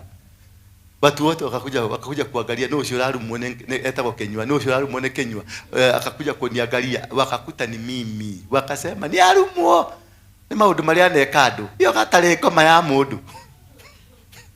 I was reduced that I would not be able. Nilibaki bila hata pesa ya kukula, ya kupata mboga. Nilikuwa na chuna mboga za watu usiku kwa shamba za watu. Me who used to eat in Serena. When you hang on this, God will make sure you cry. You will cry like a baby. Nilikonda mpaka watu wakasema niko na ukimwi. Hii hapa ungepeka handbag na uhangi hapa na tuendelee. Bwana Yesu asifiwe sana. Nilikuwa naenda hivi, unaona ni kama nikwenda naenda na nyuma ama nikwenda naenda na reverse. Ungejua which direction I'm going. That is how I was reduced. Sasa ikafika more worse. Nikakunywa mapombe kwa sababu I wanted to die. The shame was too much for me. I wanted to die. Nikakunywa mapombe ikaniweka weak. So nilikuwa nijiachilia pupu bila kujua. Imagine ujiachilia pupu kule Gongo. Kapo kwa soko ya Gongo kuteremka hapo. Pupu ndio hiyo imeachilia. Na alafu nilikuwa nimevaa trouser ya white kama hii, ikajichora vizuri. Utili hado geigira. Na uwezi toa uende Noi, watu wanakujua. Sasa unajivumilia tu na uwezi kupiga chochoro gongo huko, hakuna mahali unaingia chochoro, ni main road. Kuteremuka main road, ukiteremuka mafi ndio hiyo. Vipi zikatoka nyuma na maumbwa zao na maizi zikacombine na vipi zikaanza kunisindikiza. That is how God dealt with me. Ndio nishike hii microphone. Bwana Yesu asifiwe sana. Hallelujah. So if you are not careful, when God has told you, I want to use you, I want now to demolish you, to build you, allow him very fast. Surrender as much, as quick as you can. I wish I understood God 7 years before. I will be very far. I will be doing many powerful things. But 3 years now, that is when nilikubali kabisa. 3 years ago, 4 years ago, ndio nilikubali kabisa. 2 years nikapelekwa probation. 2 years probation, kama niko na hakiri. Nikapelekwa huko, nikaanza kufanya crusade. Tukifanya crusade tulikuwa na Don. Tunaenda hebu tunafanya crusade usiku, tunaenda tunanunua Viceroy, tunakunywa vizuri. Mchana niliombea walevi na nikaambia, sema Bwana Yesu, sitakunywa pombe sana, sitakunywa pombe sana. Lakini usiku hizo madimoni zote zinakuja kwangu. Usiku tutakamata pombe mpaka tunalala kwa viti. Watu wanakuja, "Oyo ile tunakuhujagia hale." He puts you and exposes you until the reproach of Egypt comes out of you. You can imagine, for 40 years, the children of Israel never circumcised. Siali iheisha miaka 42. 40 years. Alafu iheisho, walipofika Gilgal, wakaambiwa sasa you must be circumcised. The 42 years, kemudogia 42, gikalile jongwa. Kenyite, kilomita 5. Iheisho, sige shayaga sikiwa, modo nyima taishi, taishi. Sikishachea kwa sababu zilikuwa zinakatwa, kwa sababu walikuwa wengi. There were so many. So there were not many doctors and there was no care. Ile ya kukata mzuri haikuwa, ni kwa enda. Sasa ni wewe ukijitibu ya huko mbele. That is what we call the reproach of Egypt. You come out haukatagwi vizuri, unakatagwa venye Mungu, kwa sababu God is dealing with so many people. Kama ni mkono inaleta shida, unasikia alikuwa anatoa pruni kako hapa, kukatoa aliweka kikisu kwa akatoka na nyama. Ndio nakutaka mtu anaenda namna gani? Sasa ukiona mtu siku hizi anaendaga hivi, si kupenda kwake, ni maho hama leke ndilo ne gai. Giaru agekali atia athia gogo. Todo mekelo gogo na magekelo gogo. Ru athia gatia. Ni gai will cause you to stagnate. Will cause you to face challenges.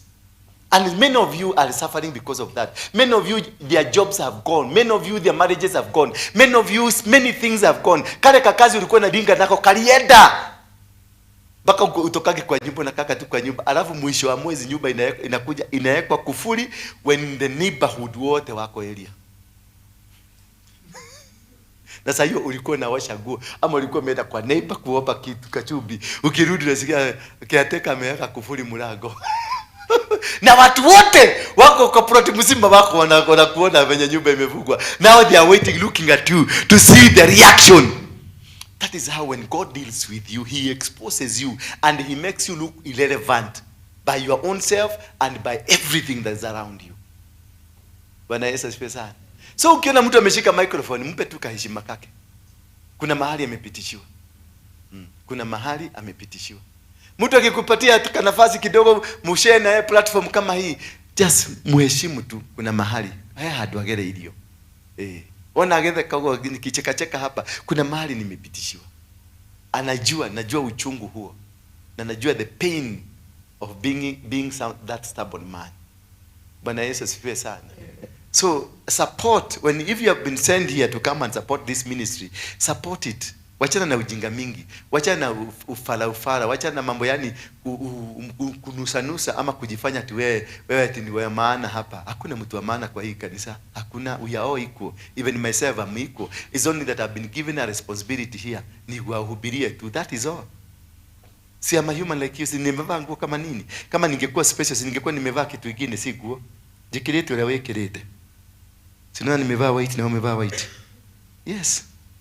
There's nothing special I'm carrying. It's only I have something that God has given me because of the process amenipitishia. Kwa hivyo that process Mungu amenipitishia iheshimu tu. heshimu for now uko hapa. Ukitoka huko ukose kuheshimu, wewe kwenda tu huko, fanyia huko, lakini as you are under me ninaweza kukuharibia maisha yako.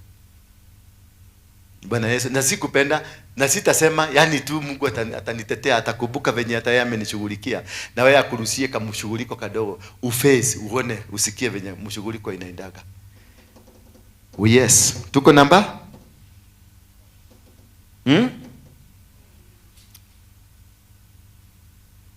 Let me look at this. How do we realize that how do you know the signs? How do you get the signs that to understand these things are in you? Hizo vitu nimekwambia, the four things.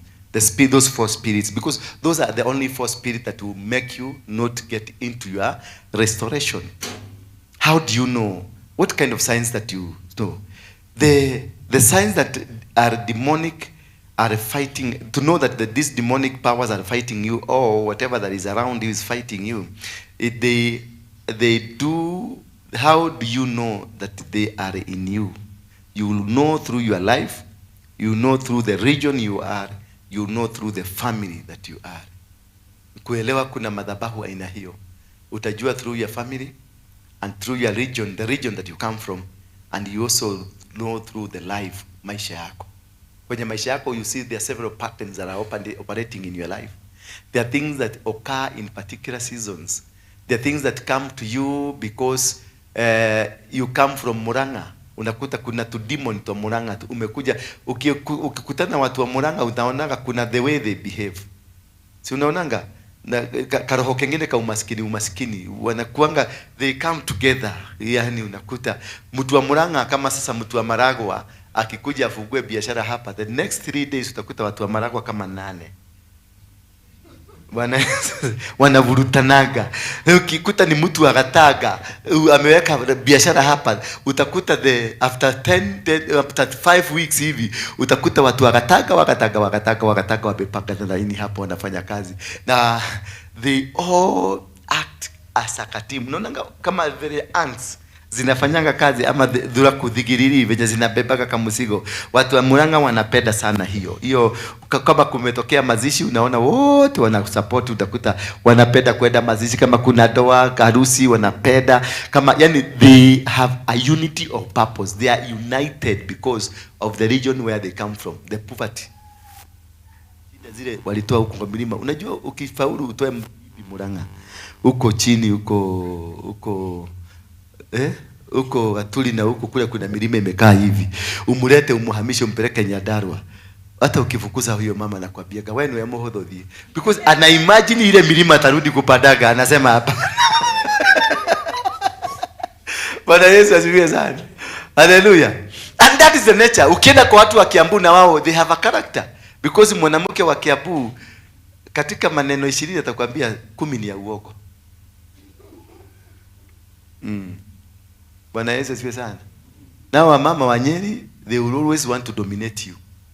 Hawakuonange kama kuna reasoning, kama wewe na hakili. Maona katole hakili, one wame na hakili. Meda wao kuikalira. Meda wao kuwadha. Yani they want you to be under. Wao waseme, wewe ufuate. Wanaonaga lete pesa yote, wewe ndio tafute pesa uwekelee kwa mesa, nitakuvudisha jinsi. Kawadhie. Umekasirika? Wewe ni wa wapi? Wewe ni wa Murang'a? Ni wa wapi? Ni wa Kiambu? Ni wao ndio wamekasirika. Amekasirika wewe. Vage ketike hujo ni dimenye hujo ya mudeboyo. So the regions brings characteristics of a person. Ukienda kwa mama wa Murang'a wa Nyeri, ni watu wako so aggressive, maana hata majina ya kwao, majina ya wanaume wa kwao ni majina ya wanyama. Sasa ukikuta kwao kwena nyamo, kwena wang'ombe, kwena deri, kwena goru, kwena kwena wajao, kwena wabogo na wagare na gare. Sasa imagine kwa nyumba moja, na baba yao anaitwa nyamo, mama yao anaitwa wagare. Watoto kuna wang'ombe, kuna wa nini. Sasa hiyo nyumba utakuta hiyo nyumba iko na wanyama tupu. Bwana Yesu asifiwe sana. Watu wako kwa hiyo nyumba ni wanyama, because hata characteristics za ukiangalia ni wanyama wako kwa hiyo nyumba. Bwana Yesu asifiwe sana. It is the same as the people in Murang'a. They have their own characteristics. They are typical liars. Religious liars. Hello. Akiamua kukutesa atakutesa. Kwanza wanaume wa Murang'a. They are manipulators. They are devourers. They are people who want you to work, umusustain. Ndio wengi wanafugwa. Lakini mimi nilifugwa na mimi si wa Murang'a. Sisi ni watu wa Rift Valley. Watu wa Rift Valley tunakuanga na ujinga mingi tukikuja Nairobi. Sababu hatujielewi. Tukikuta mtu wa Murang'a Pandia anajua kucheza yake, Nyeri anajua kucheza yake Kiambu. Sasa huko tunakujeka tukiwa naive, maana tuko na ukalijini mingi na Umasai na mtukanio ya huko. Tukikuja huko, si ndio shiko? Tunakaanga watu naive ndio kwa maana umeona tumetumiwa vibaya. So the region, the family and the life that you are living will show you kuna patterns, altars, demonic altars operating in your life. Therefore, these are an example of a positive. There are positive altars and there are negative altars. There is this Abrahamic altar. When you see the Abrahamic altar, any Jew mahali popote akuje atembee, hata akuje Kenya, utapata kuna kitu kina blessing kinamfuata tu, because amejiassociate na Abrahamic. And the Abrahamic altar ni gani? Ni ile Mungu alimwambia count the stars of heaven, and that is where stars are stolen. Hello, that is where stars are stolen, because the blessing, they come through the stars, and Abraham was told, count the stars. If you can be able to count them, that is how blessed you are. So the stars, they are the ones that are carrying your blessing, and that is why people will want to steal your star. They don't steal your body, they don't steal your soul, they don't steal whatever you have. They only are interested on a star. When Jesus was born, sorcerers and witchcraft wote walikuja wakijua, wakifuatilia star, because in their astrology wali understand a king has been born. So they were searching, na wakati walifika mahali walienda wakauliza tumefuata nyota. Bwana Yesu asifiwe sana. Tumefuata nini? Nyota ndio imetufikisha, because in a star, in the stars, that is where your blessings are. That is why you are control over the universe. You are control over your body, your soul, your spirit. It is in the star. So mark your star, protect it. And these stars, how are they stolen? They are stolen in a very simple way. Just I can go and eat with you. I call you, come to Serena, we eat. Kumbe nimepanga kuchukua star yako. We go to bed with you just because I want to take your star. We do a business, I start a business with you.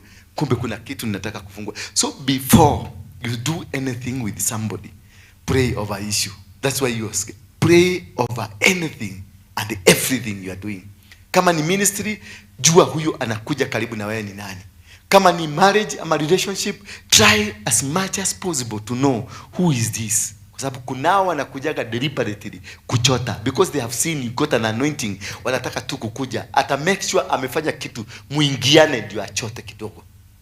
Kuna siku nilikuwa nafanya hizi ma interviews za YouTube na watu fulani tulikuwa tunafanya interview na hao. I had to run away because at some point ilifika nasikia hapa, nilianza kusikia ni kama kitu kinaanguka. Ni kama hapa kitu kinachomoka hapa kinaanguka chini. So nikakaa for a month na kaaga mpaka macho yangu unakuta nafanya tu macho hivi, because I'm feeling some weight. Kumbe hawa watu wanakujaka na straw, wanimkiogea, kuna spiritual straw anakuvuruta kabisa, ama sewage anakutoboa na sewage anakuvuruta, na wewe hautajua. Hao ni watu wanajua maisha ya kiroho, they are deep into the spiritual life, they know how.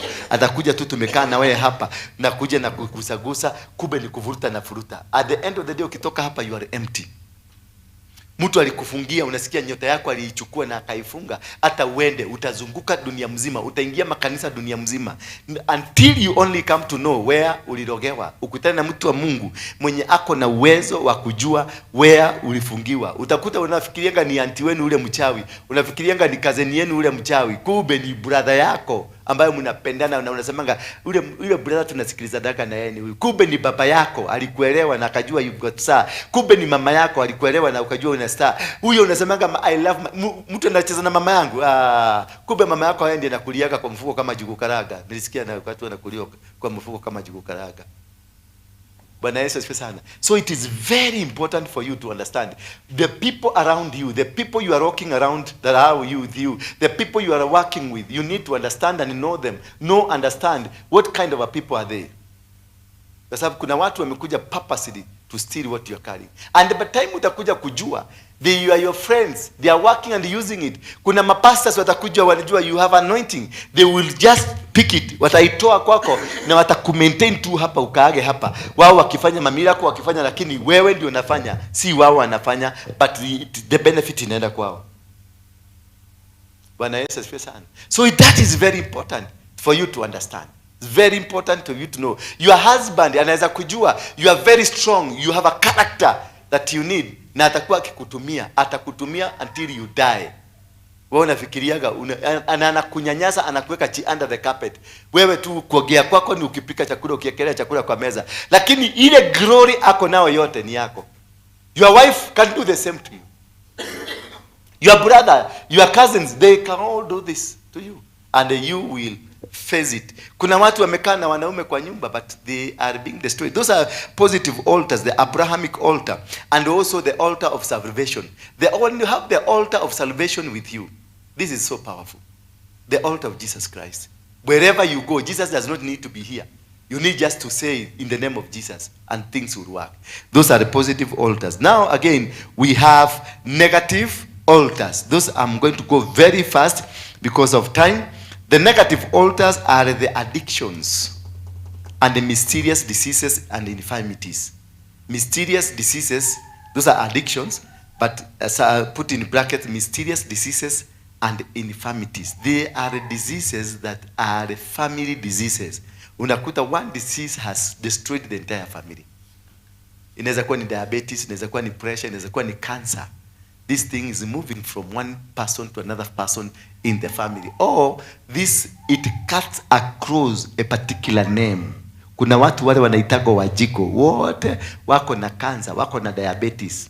Ama kuna watu wale wote wanaitanishwa the firstborns wakina kwa baba, wote jina Bogwa, jina Karioki, jina Waroige, hiyo jina watu wote wanaitwa hiyo jina, they have an issue.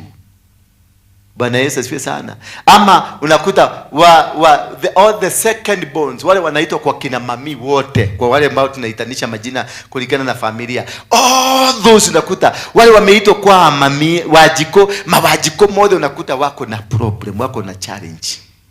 Those are the family altars that are in mysterious infirmities.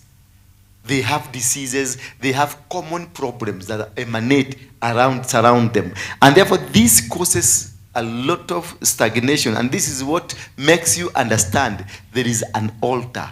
And this altar, it is there because it has been caused somewhere else to cause a challenge that you are facing in your family.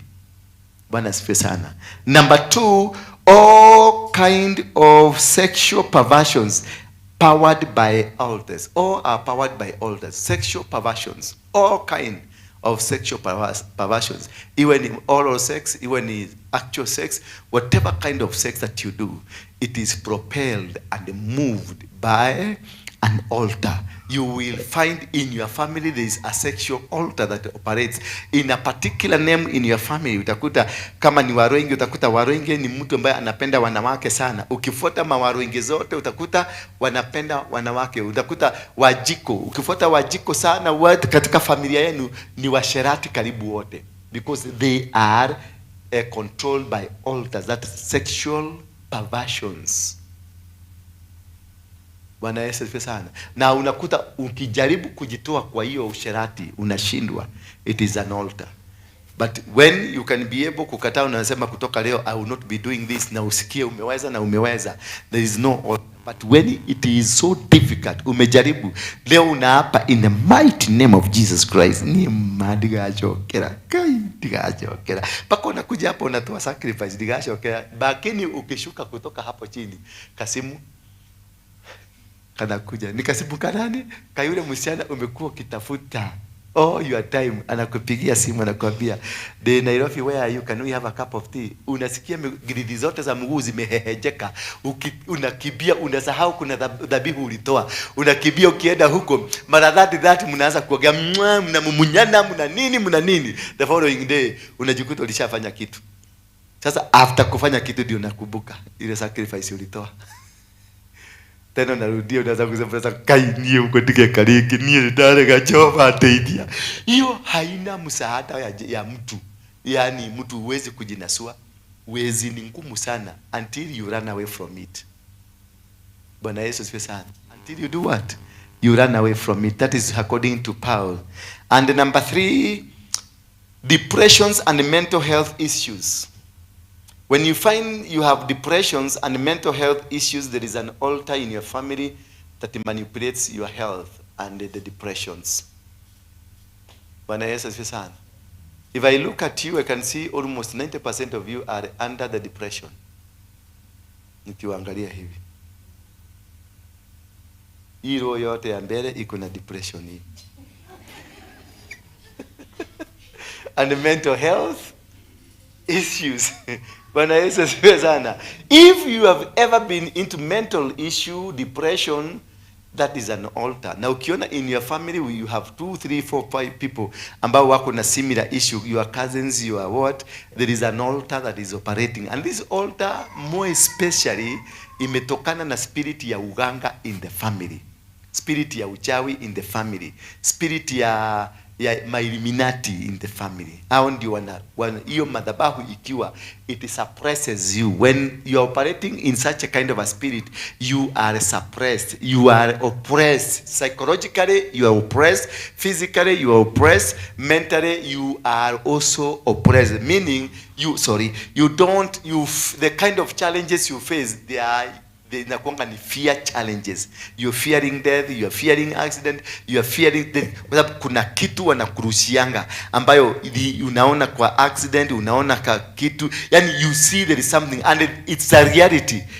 Kama umeambiwa kuna accident na kuna iko na accident na wamepanga kukugonga, watakugonga. It is true, it is there. So that fear when imeingia kwako, inaingia kwa roho, unaanza kubehave in a weird manner because you are acting fear, na hii fear uko nayo, you don't know where it is coming from, and you don't know when it's going to hit you, and you don't know who and what time you are going to be hit, but it is existing. It's gonna hit you. It will hit you at some point, but you don't know. Only that you have fear, you have an kitu intimate kinakuonyesha there is something coming. That is an altar operating in you, and this altar it comes periodically in your family. Utakuta after 5 years ndio kwenu kuna Chicago na mwenda wa simu. In 3 years unakuta kuna kakitu kama kauenda wa simu kana kuaga.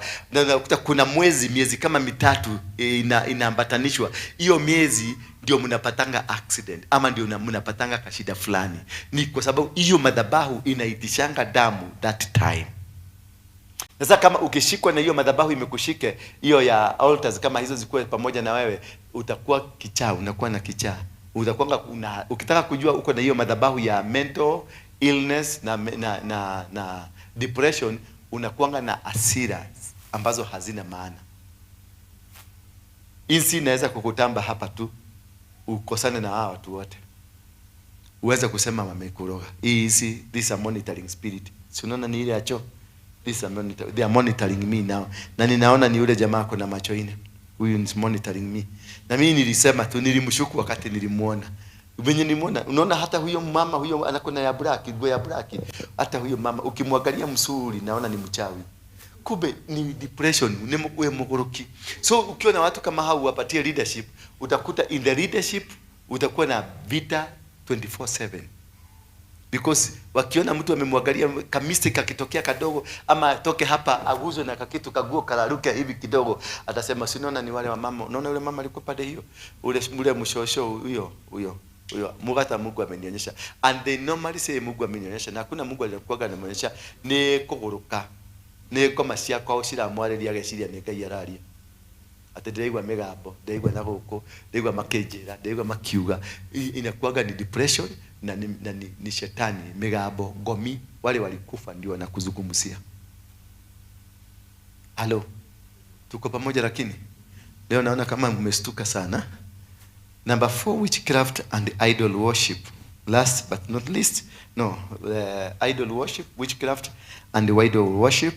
Hizo mnazielewa. Number 5, stagnation and delay altars. There are delays that are altars that causes delay. That is stagnation and delay altars. Number 6, near success syndrome. And number 7, barrenness and short-lived successes. Stagnation and delay. There are delays that are caused by these altars. Unakuta, they cause you to delay in marriage, they cause you to delay in business, they cause you to delay in whatever you are doing. But more, which is most powerful, number 6, near success syndrome. You work very hard.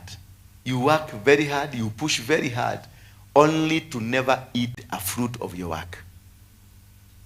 Unapush, unapanga kila kitu, unaorganize kila kitu, but at the end of the day, you don't eat the fruit of your sweat. Barrenness is you being unable to produce, you being unable to do anything that is productive. And when sometimes you have short-lived successes, you work very hard, you do many things, but only you don't finish.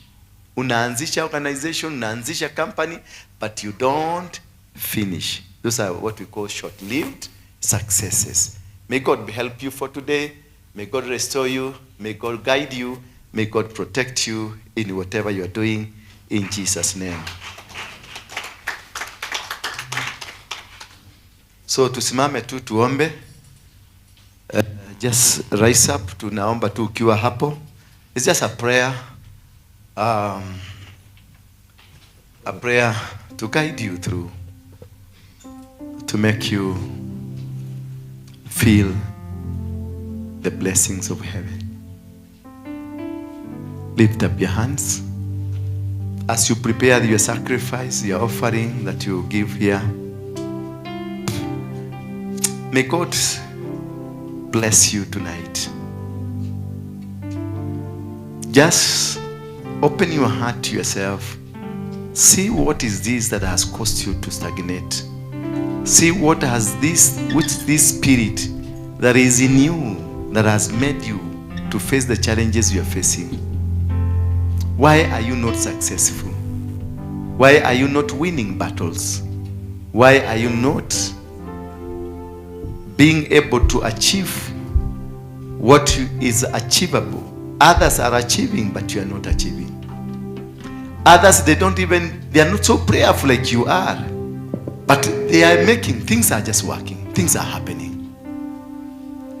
Ask yourself, what could be this spirit that removes me in the critical position when we are about to win a battle? That is the time I become angry and I get out of it.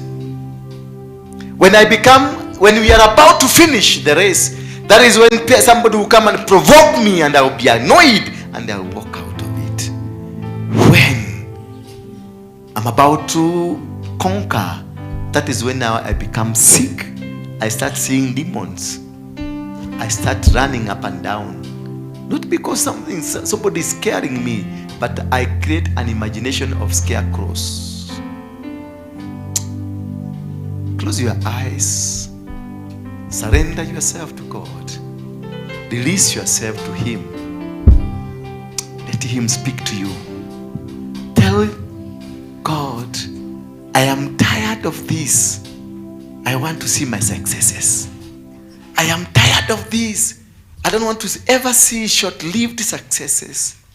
I don't want to be near success syndrome. I don't want this, what we call mental health. I don't want this that is happening in my life. I am tired. When Esau went to his father, he found the father has already given out the blessing. But there is one thing that the father told him. Ukichoka, if you get tired of this life, you can change it.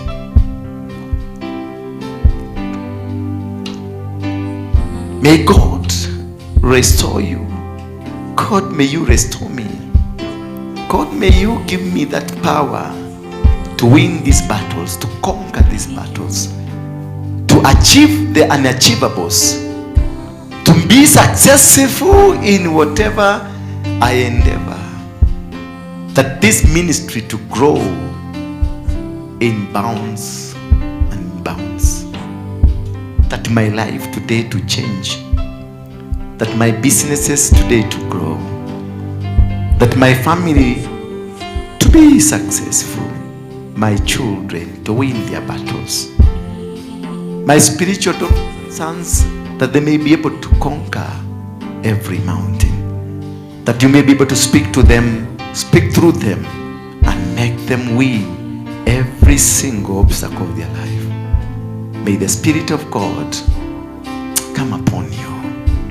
As you lift your hands, may the Spirit of God now start speaking to you. May every yoke be broken in your life.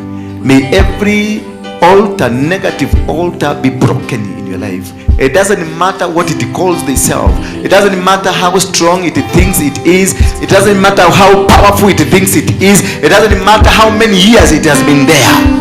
But by the power of the blood of Jesus Christ, it's broken.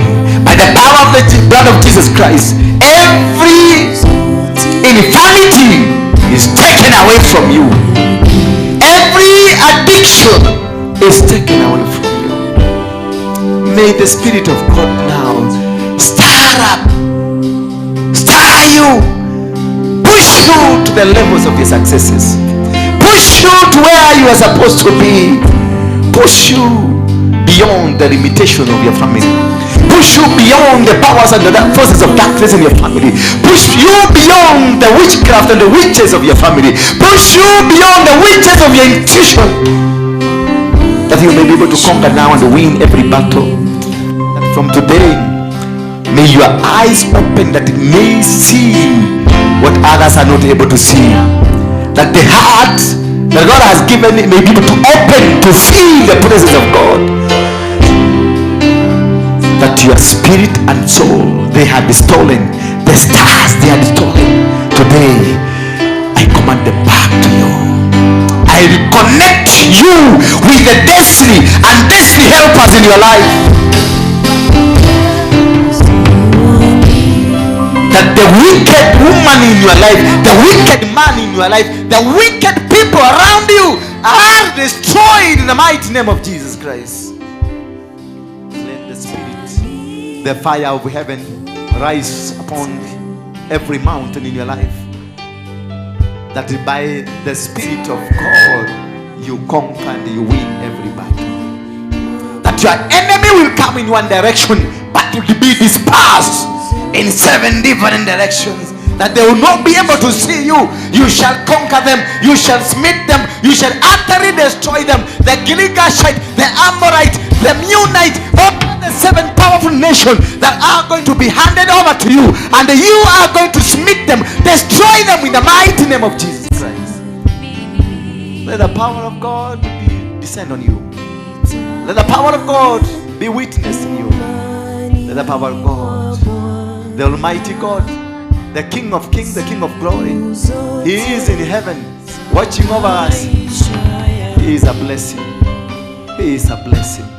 I break every chain, every commandment in your life, every spirit of witchcraft, every forces of darkness that have been rising against you. I destroy them in the mighty name of Jesus Christ. I destroy them in the mighty name of Jesus Christ. I disconnect you from family infirmities. The negative altars of the family, I disconnect you from them. I disconnect from the miscarriages, barrenness of your family. I disconnect from infirmities and the forces of darkness in your family.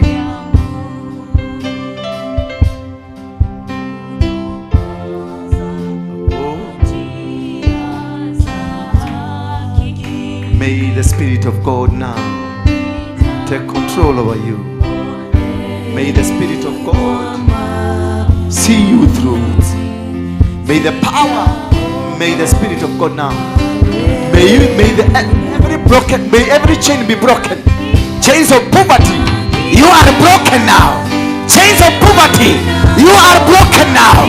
Forces of darkness, witchcraft, you are broken now. You are broken now. You are broken now. You are broken now. Lose them.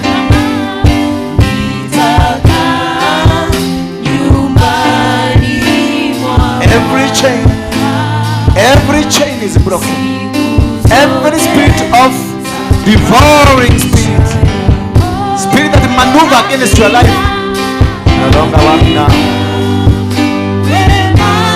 The spirit of poverty in your family, in your husband, in your wife, in your children, broken in the mighty name of Jesus Christ. Every disease, infirmities, patterns, evil patterns in your family, I broken in the mighty name of Jesus Christ.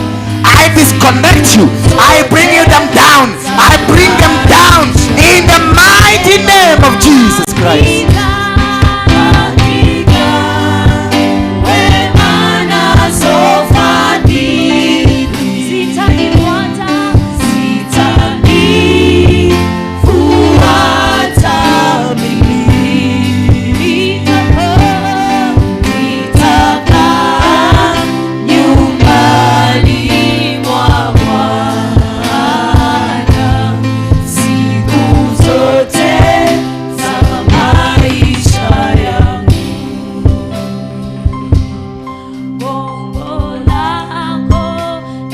As we say, they steal, the destroyers of destiny, they steal your destinies when the full moon is on. They have a month, sometimes they meet to discuss and to do this activity. May all destroyers of destiny, from today, they shall never be able to see the moon again. They will try to locate the moon where it is, because they connect themselves with the moon so that they can steal your destiny. That is why the Muslim, they will use a moon to come and destroy your destiny. And from today, whoever that has been planning to come and steal your destiny, he will never be able to see or to be able to locate you, because from today they have been blindfolded. Somebody say amen. Amen. Whatever demonic spirit, may it be familiar spirit, say out. Familiar spirit, Out. every familiar spirit in your life that has been controlling and manipulating you in a negative way. Out. It is powers. Out. It is vision. Out. It is authority. Out. Out in the mighty name of Jesus Christ. Prayer, start breaking every network that they carry. Pray against every network that is contained in the familiar spirits. Whatever way they used to come and connect with you, start breaking it. Open your lips and start breaking it. Break and disconnect yourself from them. Break and disconnect everything they have connected themselves to you. Break every authority they have over your life. Break every perversion they have over your life. Break every covenant they have made against your life. Break anything they raised against you in the mighty name of Jesus Christ. The spirit behind the lying power, in the mighty name of Jesus Christ, the beast of darkness, the manipulator, devourer, I destroy them in the mighty name of Jesus Christ. Start open your mouth. Start destroying them. Start destroying them. Jesus. Fungua tu kinywa chako, fungua kinywa chako. Wakati Mungu ameshatangaza maneno mazito na makubwa namna hiyo, nilikuwa natamani kuona kanisa likikatana na hizo spirit katika jina la Yesu. Already umetembea kwa mbingu zilizo wazi. umetembea kwa mbingu zilizo wazi, tunapoendelea na kutoa sadaka zetu na kusili hilo neno kwa jina la Yesu, ya kwamba tutang'ang'ana tena in the name of Jesus. In the name of Jesus, in the name of Jesus, tutoe sadaka zetu tukimwambia Bwana, umetupigania leo hii kwa jina la Yesu Kristo, kwa jina la Yesu Kristo. Tunapoabudu wimbo huo jamani, tunatoa hiyo sadaka tukimtolea Bwana dhabihu ya shukrani.